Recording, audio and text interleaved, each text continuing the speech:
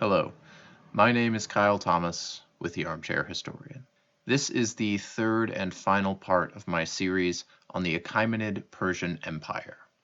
In part 1, I gave an overview of the history of the Persian Empire, and in part 2, I discussed the multicultural policies of Persian rulers. In this video, I'm going to talk about the historiography of the Persian Empire. That is, the history of the study of Persian history. Now, outside of academic scholarship, discussions of history rarely mention the sources. Sources are usually listed but not discussed. From textbooks to educational videos, casual teachers of history tend to tell us what we know about the past, but not how we know it. The Persian Empire provides an excellent example of this phenomenon and why it is important. Because in the case of the Persians, most of our sources are Greek.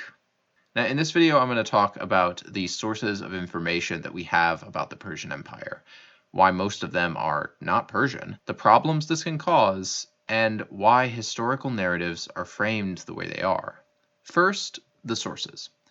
The information that we have about the Persian Empire comes from two main types of sources: inscriptions on stone or clay, typically fragmentary or narrow in scope, and literary sources, which are almost exclusively in Greek.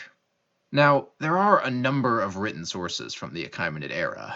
There are Neo-Assyrian and Neo-Babylonian texts, which shed light on the earliest days of the Achaemenid kingdom and empire. Many of these, unfortunately, only survive in fragments. One particularly tantalizing and frustratingly incomplete work is the Nabonidus Chronicle. The Chronicle is a Babylonian historical work of which only one partial tablet survives today. From what we can read, it provides an account of the life and reign of Cyrus the Great, the first Persian emperor. Beyond fragments of histories, most of the Persian writing we have is in the form of clay tablets and royal inscriptions.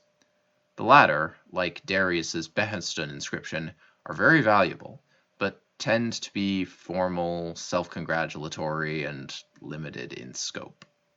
The aforementioned Behistun inscription and the Cyrus cylinder are just about the only Achaemenid royal inscriptions to give much historical information.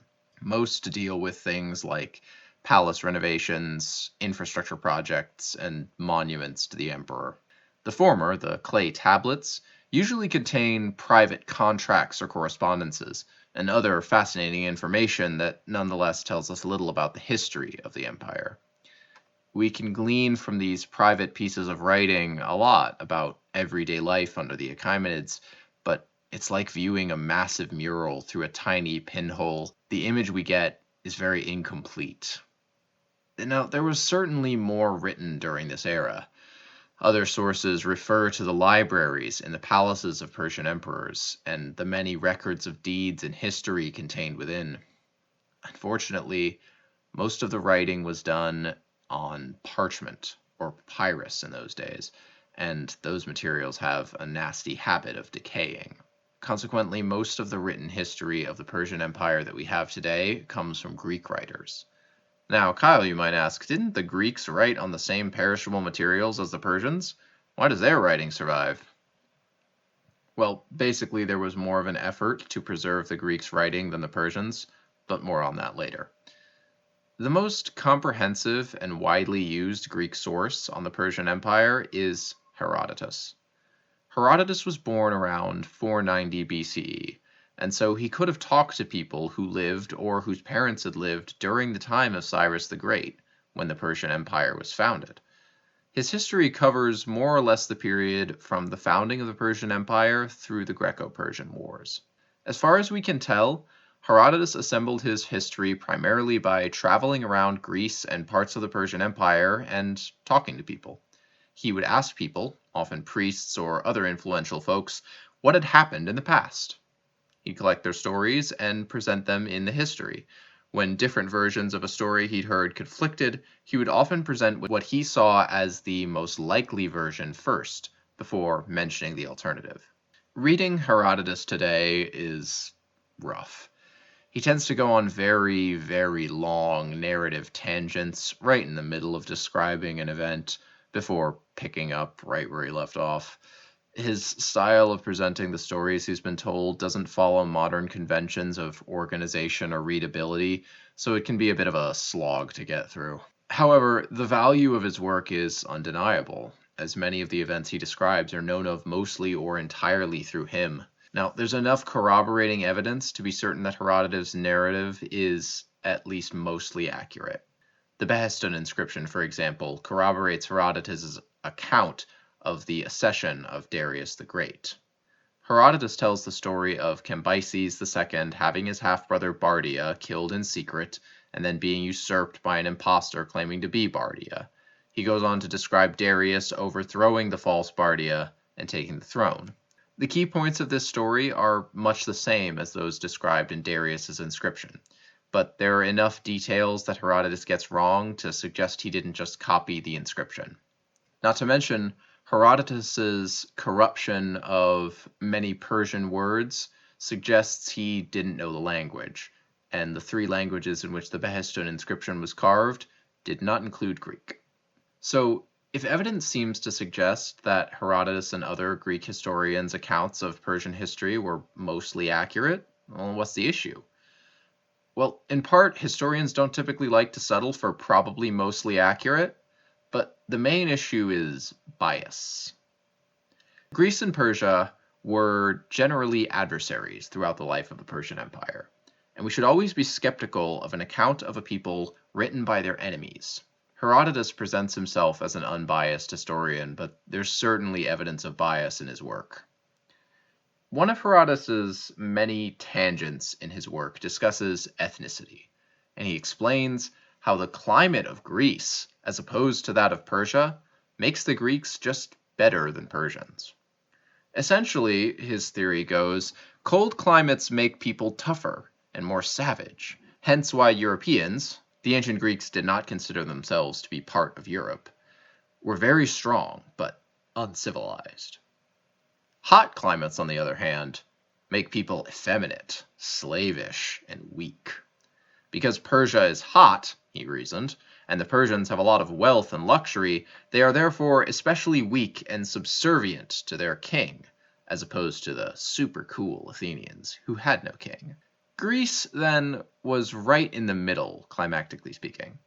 Hot enough to be civilized, but cold enough to be tough. Hence, according to Herodotus, the Greeks were inherently superior to their eastern and western neighbors. There's obviously a lot to unpack in this theory, but the essential point is that Herodotus's evident and powerful pro-Greek bias must cast the rest of his work into some doubt. Modern scholars are consequently divided on Herodotus, with some considering him more reliable than others. But whether you trust him or not, Herodotus is basically all we've got for much of Greek history. So why is that? Why has the writing of Herodotus survived into the modern era, while works like the Nabonidus Chronicle have only endured in tiny fragments, and most Persian writing has been lost entirely? Ultimately, it comes down to an axiom I'm sure you've heard before. History is written by the victors. Alexander the Great conquered the Persian Empire, and he spread the language and culture of Greece throughout all their former territory. For centuries afterwards, these regions were ruled by Greeks, so it's little surprise that the texts that were copied and preserved in those regions were Greek. Later, when the Romans came along, they incorporated Greece into their empire and fell in love with Greek culture, copying and preserving Greek writings down through the centuries of their reign.